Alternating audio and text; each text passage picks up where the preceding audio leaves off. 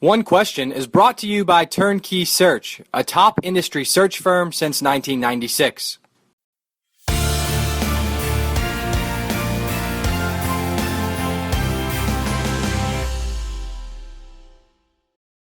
Pete, so we are 71 days, 3 hours, 6 minutes, and counting down at 25 seconds, according to this nifty little website I just found. We are that far from the first college football game of the 16-17 season. It must be a FCS game on a Friday night because that's what this website is telling me the first game is. And I do want to talk a little college football today. Even though we have a little bit, it's always a topic on the top of people's minds. So I want to start with generally what stories you're most intrigued about going into the 2016 season.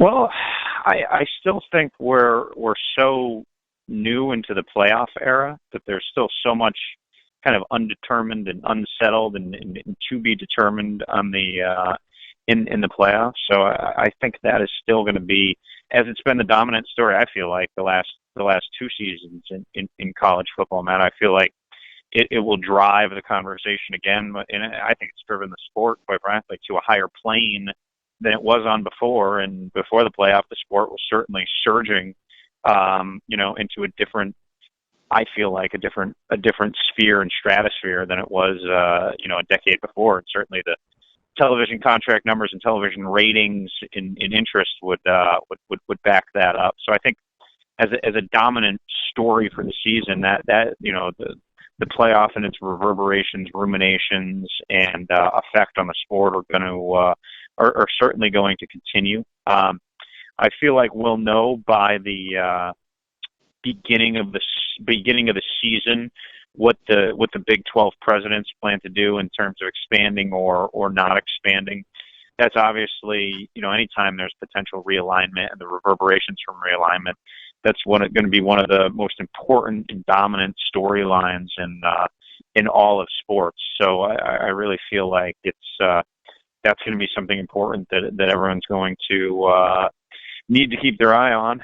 I think the Pac-12 this season is a really interesting subplot just generally. I feel like they are slipping behind financially a little bit right now. I don't feel like, and certainly I could be wrong about this, because making college football projections in May is a certain way to be foolish, but on paper right now, I don't feel like they have a dominant program that is going to be in the throes of national title convention. You have uncertainty at USC.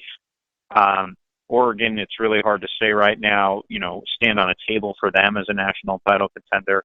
You obviously have Washington surging. I think Washington State's very good. Neither of the Arizona schools really pop right now. UCLA probably has the second best NFL prospect at quarterback, but they've lost a ton on both sides of the ball of the draft. So if Stanford will be Stanford, they'll be very good, but with uncertainty at quarterback, and losing a lot on the offensive line, it's again hard to stand on the table for them. So I just feel like the Pac-12's footing is going to be a storyline, just because television revenue wise and generally revenue wise, because of their cable channel, they've appeared to plateau a little bit, as we've seen the Big 12 spike and obviously the SEC spike and certainly the Big 10 spike. So. Those are three things off the top of my head that are they're going to be big storylines going into this season. You mentioned the Big 12 expansion and along the lines of driving the conversation this year, and no doubt over the last month or two, it's been at the top of the list in terms of focus for a number of administrators and media across the nation. But as we look out, kind of the next break for a number of conferences when their tier one deals expire, these current ones. So, 22, 23, 24, 25, those years, is what happens now. Are you more expecting something to happen now with the Big 12 in terms of movement? Or do you think we may be waiting all the way, for 6, 7, 8 more years until we see the major change again? I don't know the answer to that, because I don't think the Big 12 presidents know the answer to that right now. I think there are a couple folks in that league who have their mind made up on expanding or not expanding one way or another. But I think with I think it's 3 or 4 interim presidents right now in that league. There's just enough flux and enough uncertainty where it's really hard to pinpoint what that league is going to do. I think we'll again have some clarity by the end of the summer. My guess generally would be sitting here right now in May of 2016, the Big 12 by the time 22, 23, 24 rolls around will not have 10 teams. It's just hard to see that the way the sport has evolved right now, not growing is probably just eventually not growing and sitting still. I just don't see as a viable long-term option. That just doesn't make sense. If I was a betting man and I was using research to do that, that would go against the statistical trends that we've seen in the last 15 years. Well, the guys at Navigate Research could certainly lend us a hand on the data, and they've lent a hand to the Big 12 on a number of those angles on what could best impact the league on their next move. Let's stick with your earlier comments for a moment. Will the college football playoff eventually make the move off of New Year's Eve with their semifinals because of subpar TV ratings? It should, but it won't. And the reason why it won't is because of I have this little rant like ready to go. You can almost like hit a recorder. I've had to say it so many times. Basically, the overt greed that put college football in this position to not have the playoff on New Year's is going to prohibit it from making the change that everyone wants.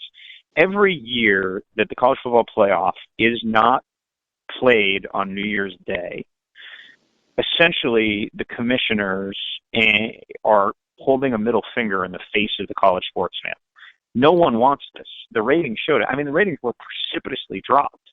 But quite frankly, the deals that have put the Sugar Bowl and the Rose Bowl in those time slots, which aren't going to be moved for a very lengthy period of time, are so lucrative that it allows those commissioners to shrug their shoulders and say, I don't really care about the rest of the sport and our marquee games doing that. I mean, it would be like the NFL deciding they're put the Super Bowl on Christmas, right? I mean, it just doesn't make any sense at all. And the arrogance that they've had to say, we're going to start a new tradition. Well, guess what? That new tradition didn't work. I mean, it flamed out about as famously as you could possibly. It was about as bad of an experiment, as bad as an idea as you could possibly conjure up. But look, ESPN made those deals that allowed the Rose Bowl and the Sugar Bowl to go on those dates. So I'm not crying for those guys because they knew exactly what sharks they were getting in the water with. So until then, the fans lose, and the fans lose. It makes absolutely no sense. But if you follow college sports and you realize that would have been the drivers of decisions for the last century, it's money, money, and money. And the experience of the fans and the viewers is far behind the greed of the commissioners and the people that run the sport. And I've written that a couple of years, and I'll write it again next year. And because the common fan still doesn't understand, and where I think that they're making the biggest mistake is this.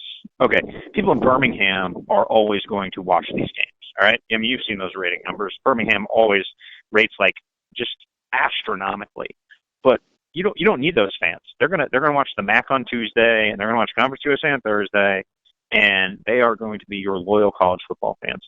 What you're losing here are the huge markets, the I-95 corridor. You're losing Boston, Philly, New York, DC. You're losing Seattle. You're especially losing the West Coast. I mean, that's the most ridiculous part of this whole thing is, when these games start and where they are. You can't, the common fan on the West Coast who's working, bankers hours, can't even really watch them.